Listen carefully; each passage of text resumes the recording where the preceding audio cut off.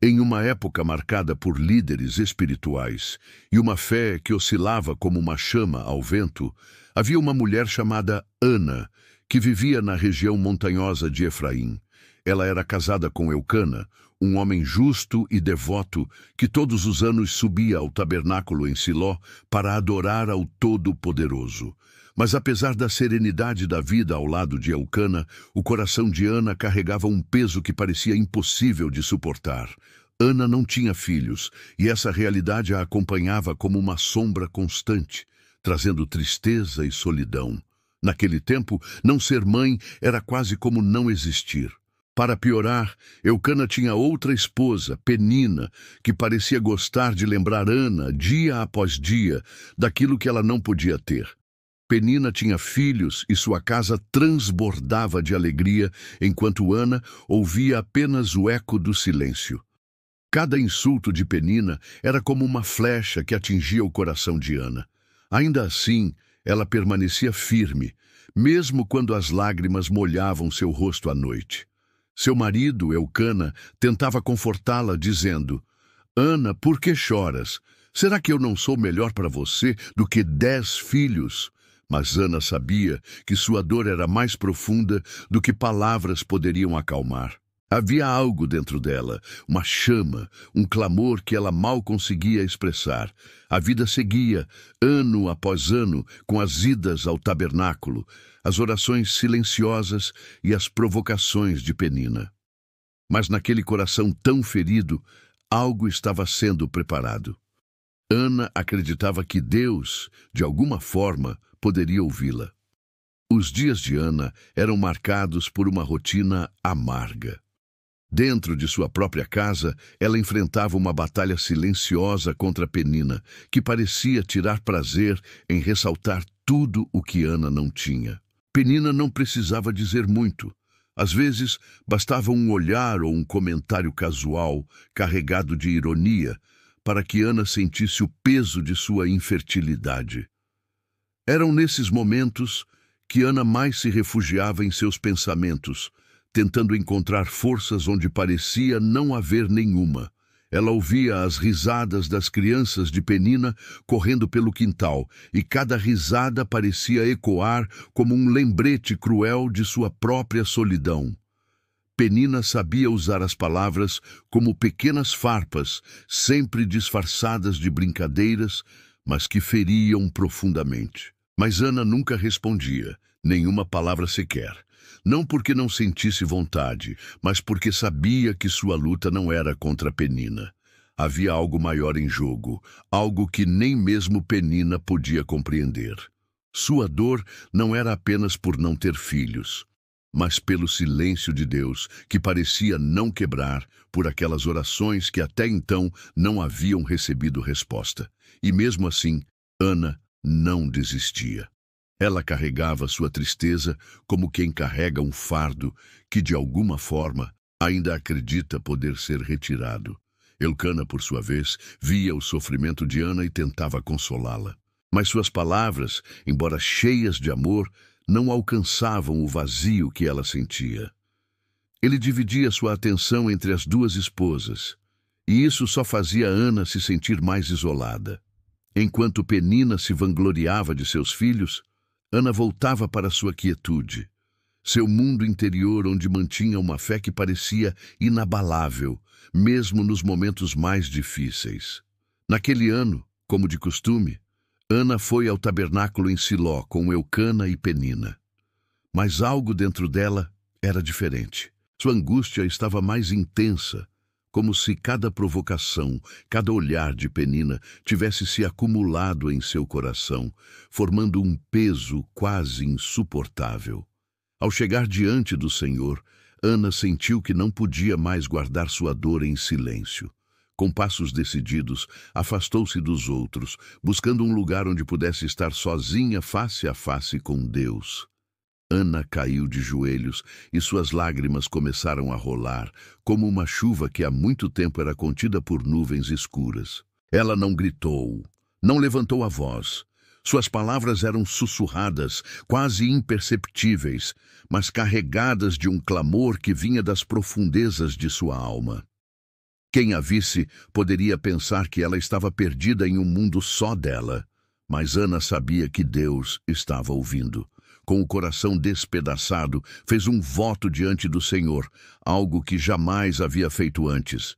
Prometeu que, se ele lhe desse um filho, ela o entregaria de volta a ele para que servisse ao Senhor por todos os dias de sua vida.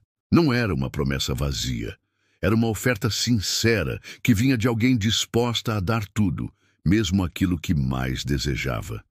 Enquanto orava, Eli, o sacerdote, observava à distância. Ele notou o movimento dos lábios de Ana, mas não ouviu som algum. Intrigado, aproximou-se, mas sua primeira impressão foi equivocada. "Até quando ficarás embriagada? Aparta de ti o teu vinho", disse ele com um tom severo. Porém Ana, mesmo em meio à dor, respondeu com humildade.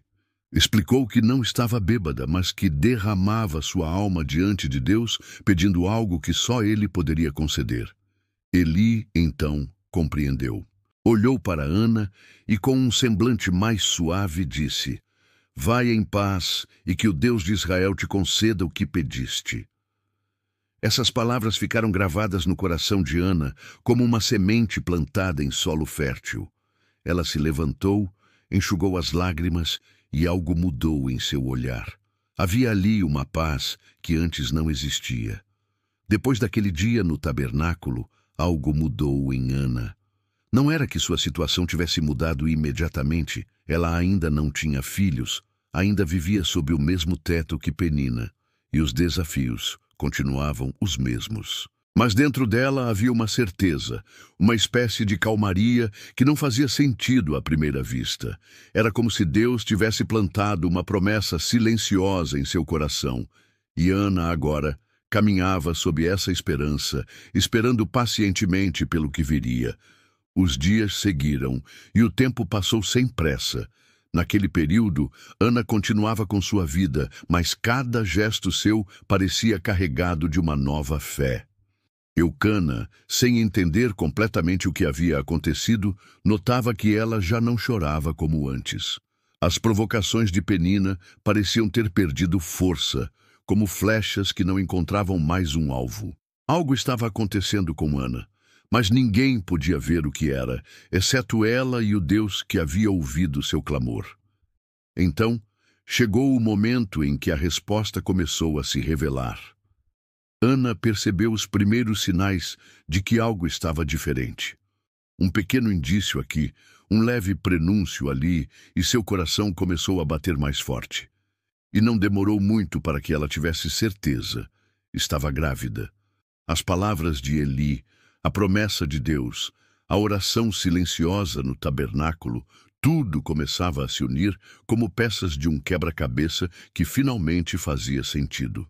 Ana não podia conter sua alegria, mas também sabia que aquele momento era muito maior do que qualquer felicidade pessoal. Ela carregava não apenas um filho, mas uma promessa viva, um testemunho da fidelidade de Deus. A cada dia de sua gestação, Ana sentia o peso do milagre que estava crescendo dentro dela, um milagre que mudaria não apenas sua vida, mas a história de Israel. E quando o tempo chegou, Ana deu à luz um menino. Samuel nasceu em um dia comum, mas sua chegada carregava a marca do extraordinário. Para Ana, segurá-lo em seus braços foi como tocar uma promessa viva. Ela observava o rosto pequeno e delicado do menino e sabia que cada detalhe dele era uma resposta divina. Ele não era apenas o filho que ela tanto desejara, mas o símbolo de que Deus ouve aqueles que clamam com o coração sincero. Os primeiros meses com Samuel foram um misto de alegria e reverência. Ana o cuidava com amor, mas cada gesto vinha acompanhado de uma consciência pesada. O tempo que ela teria com ele seria curto. Ela não havia esquecido o voto feito no tabernáculo. Cada vez que Samuel dava um sorriso ou fazia um som, Ana sentia um aperto no coração, pois sabia que o havia consagrado ao Senhor antes mesmo de vê-lo nascer. Ainda assim, ela não deixava a tristeza dominar. Pelo contrário, aproveitava cada instante, embalando Samuel em seus braços e murmurando orações enquanto ele dormia. Eucana, ao seu lado, também estava ciente do que aquilo significava. Apesar de amar seu filho, ele respeitava a promessa de Ana. Eles compartilhavam o entendimento de que Samuel era um presente, mas também uma oferta. Os anos passaram rápido, como a brisa que sopra antes de uma grande tempestade. Quando Samuel deixou de ser um bebê e começou a dar seus primeiros passos, Ana sabia que o momento estava se aproximando. Ela esperou até que ele tivesse idade suficiente para viver sem ela, até que pudesse ser entregue ao Senhor em Siló. A dor de deixá-lo era como uma sombra que a acompanhava, mas Ana sabia que estava cumprindo algo maior do que ela mesma. O dia finalmente chegou. Ana pegou Samuel pela mão e, junto com Eucana, começou a jornada até o tabernáculo. Seu coração estava cheio de emoções conflitantes, alegria, dor, gratidão. Mas ela seguia em frente, sabendo que sua decisão não apenas mudaria a vida de Samuel, mas também a sua própria fé. Ao chegarem ao tabernáculo em Siló, Ana sentiu o peso da promessa que fizera anos antes. Com Samuel ao seu lado, agora um menino de poucos anos, ela sabia que o momento de cumprir seu voto havia chegado. O tabernáculo, com suas cortinas sagradas e o aroma dos incensos, parecia envolvê-la em uma atmosfera solene. Eli, o sacerdote, estava presente, como estivera naquele dia em que vira Ana orando em silêncio. Ela se aproximou dele com reverência, segurando a mão de Samuel com firmeza. Com voz suave, mas cheia de determinação, disse a ele: "Sou aquela mulher que esteve aqui orando ao Senhor. Por este menino orava eu, e o Senhor me concedeu a petição que eu lhe fizera. Por isso, também ao Senhor eu o entreguei. Por todos os dias que viver, ao Senhor está entregue." Eli olhou para o menino e depois para Ana, reconhecendo a profundidade daquele momento. Com um aceno de cabeça, aceitou Samuel sob sua tutela para que servisse ao Senhor no tabernáculo.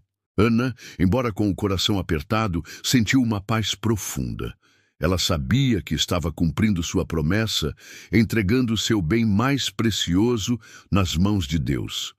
Antes de partir, Ana elevou sua voz em um cântico de louvor, agradecendo a Deus por sua fidelidade e misericórdia. Suas palavras ecoaram pelo tabernáculo, tocando os corações de todos os presentes.